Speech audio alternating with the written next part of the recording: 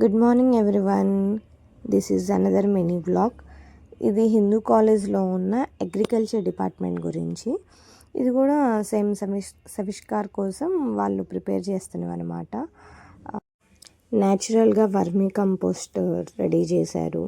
ఆ తర్వాత ఇది డిఫరెంట్ సాయిల్ లేయర్స్ అనమాట. మన సాయిల్లో ఎన్ని లేయర్స్ ఉంటాయి అని చెప్పి సాయిల్ అరేంజ్మెంట్, ఇవేమో ఇన్సెక్ట్స్, ఆ ఇన్సెక్ట్స్ యొక్క అనాటమీ ఫిజియాలజీ గురించి ఎక్స్ప్లెయిన్ చేశారు. తర్వాత ఇది బయోసెన్సర్ యూనిట్ అండ్ ఇవి పల్సెస్, ఎన్ని రకాల పల్సెస్ ఉన్నాయి, ఏంటి మిల్లెట్స్ ఏంటి అని. ఇక్కడ ఒక చిన్న రోబోటిక్ యూనిట్ అనమాట. ఇది అగ్రికల్చర్ ఫీల్డ్లో ఎలా యూజ్ అవుతుంది అనేది వాళ్ళు రీసెంట్ టెక్నాలజీని యూజ్ చేసి ఎలా మనం యూజ్ చేసుకోవచ్చు అనేది ఒకటి రెడీ చేశారు.